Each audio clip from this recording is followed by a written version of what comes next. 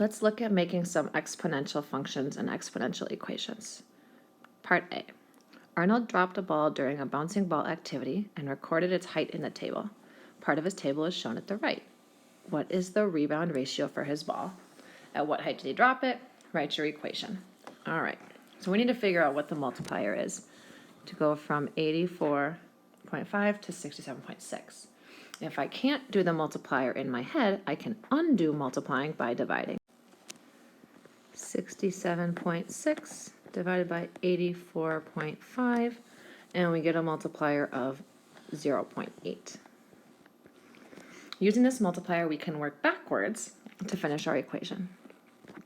Working backwards means we're unmultiplying, or again, dividing. So 84.5 divided by 0.8 would put the previous number at 105.625, and dividing by 0.8 again would put the starting point at 132.03. Now we can write our equation. We know that we're going to have a rule that looks like y equals a times b to the x, where a is the starting point, starts at 132.03, and the multiplier is times 0.8 to the x power.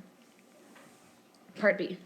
A major technology company, Expo is growing incredibly fast.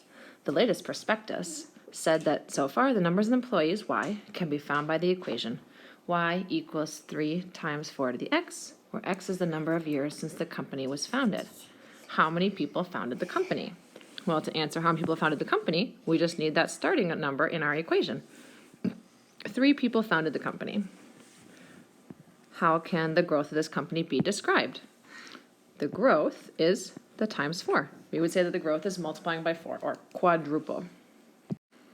Part C. A computer virus is affecting the technology center in a way that each day a certain portion of the virus-free computers is infected. The number of virus-free computers is recorded in the table at the right.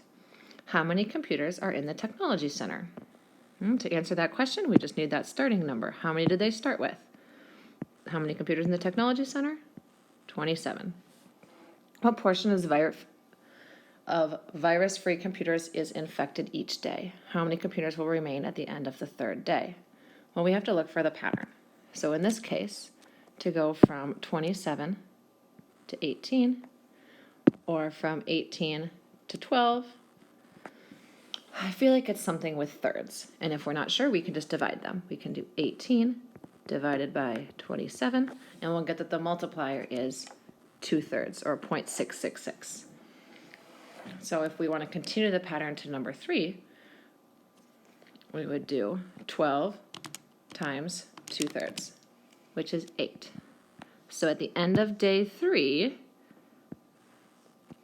there would be 8 infected computers. Wait, 8 virus-free computers.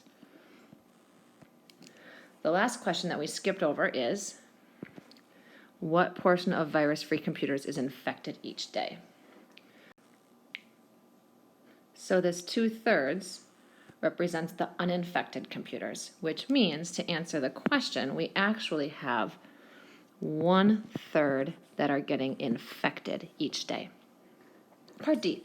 A part of a major scandal was it was discovered that several statements in the prospectus for Expo in Part B were false. If the company actually had 5 founders and doubles in size each year, what equation should have printed in the report? 5 founders just means it starts with 5.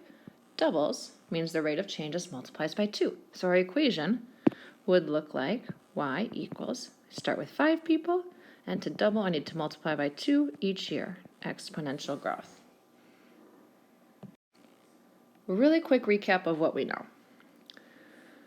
Most exponential equations are of the form y equals a times b to the x. What does a represent?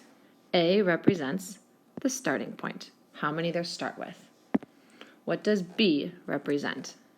B represents the multiplier. What is the rate of change? If the multiplier is larger than 1, so if the b number is greater than 1, That means our situation will be exponential growth. The graph will look like this.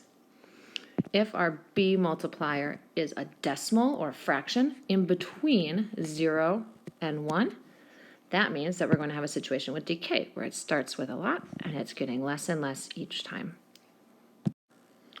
So again, the a is the starting amount, the b is the multiplier rate, and you could find those by looking at your table. You can find the a in the table by looking where the table has a 0 and how much does it start with. And then you can find the multiplier rate if you compare two values in the table and divide them. Let's look at a situation with a percent of growth. You're going to invest $1,000 in a credit union and get 8% compounded interest. That means it's compounded once a year. Here's a situation in the table.